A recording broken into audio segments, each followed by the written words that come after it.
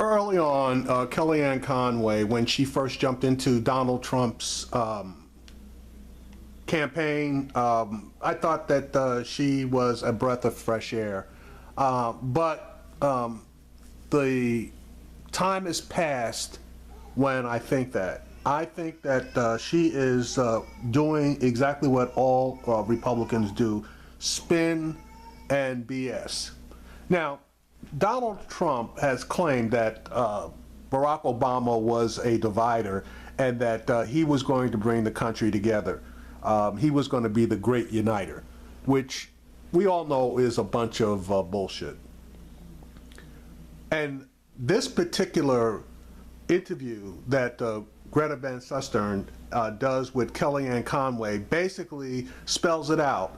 And it shows you exactly where Donald Trump is coming from.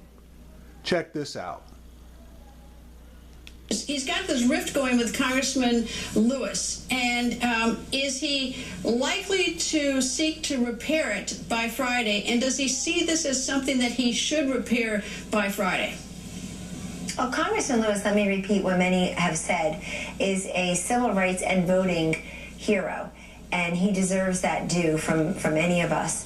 I was very, very heartened to see that, to really have here in the Trump Tower today, Greta, Martin Luther King III, Martin Luther King Jr.'s son here on MLK Day, meeting with Donald Trump, our next president, and having what MLK III described as, quote, a constructive conversation. He also went on to say, even though the media downstairs were trying to get him to say other things and put him in the middle of the spat, he actually took the high road and talked about the challenges that we all face as a nation and how we must come together. And I thought Martin Luther King III's message on the day, the national holiday that honors his father's legacy, God. Now, okay. The Trump people aren't totally stupid, because every last one of them, as soon as they're asked a question about the rift that has occurred between John Lewis and Donald Trump, the very first thing they say or do is to acknowledge his history in civil rights and in getting the Voting Rights Act passed. That's the very first thing they do, okay? Because they know if they don't do that, even black people who like Donald Trump would be so incensed that there would more than likely be a major joining of all black people regarding this, more than likely. She also then went on to throw some additional shade in here by bringing in Martin Luther King III. Okay, so that's where she set up so as to try to somewhat soften the image of Donald Trump. But now we got to get deeper into the problem and the fact that Donald Trump is not a uniter, he's a divider. Sissel was very poignant. He said we have to come together. We have many issues and problems and challenges in this country. And he also said that his father, Martin Luther King Jr., would be dismayed to know there are 50 to 60 million people living in poverty. Well, President Trump is also dismayed to know that, and I can tell you we're going to do something about that, and quickly. Well, I'm glad to do that. I'm glad he's focusing on poverty. I've always been quite disturbed the fact that we haven't won the war on poverty that LBJ declared back in the mid-'60s. But let me go back to the other question. Look, which you didn't get to, which is whether or not he's going to seek to resolve the rift with Congressman Lewis, because people are talking about it. And as you say, that he's he's got an incredible civil rights record, and it will continue to be something to be talked about and maybe even tarnish the discussion about the inauguration.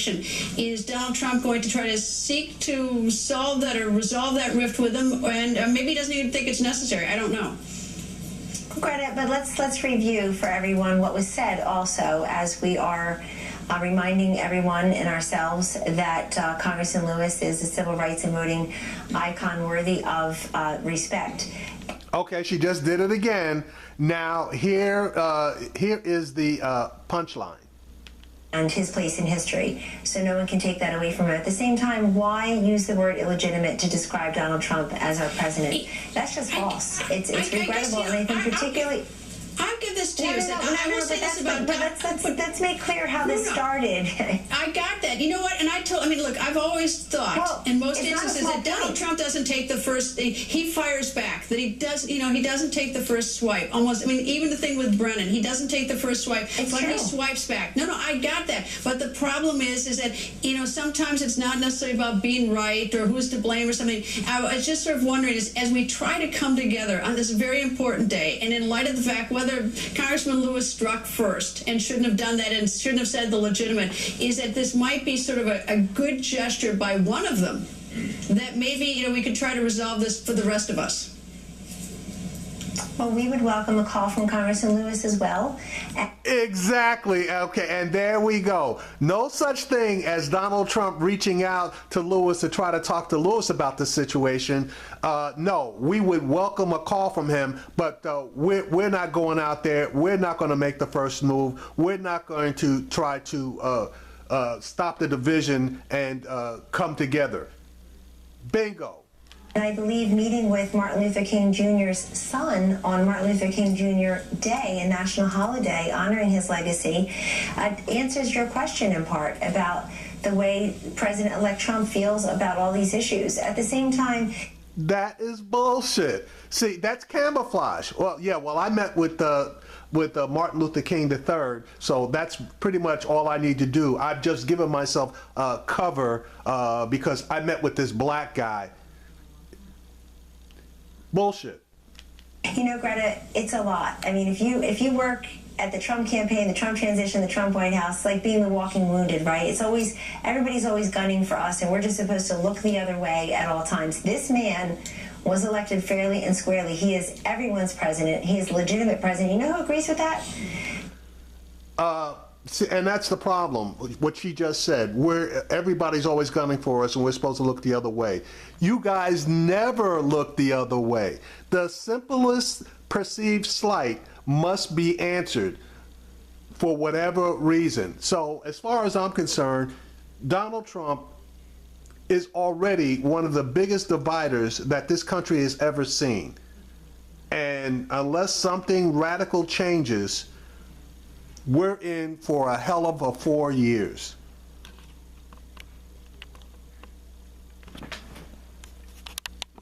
Now, Kellyanne Conway and all the rest of the Trump circuits are always talking about all of the districts that they won and that they won the Electoral College or whatever. Well, okay, let me shoot back at you guys by saying perhaps Representative Lewis is representing his district and their thoughts, because Mr. Trump did not win the 5th district in Georgia. I rest my case.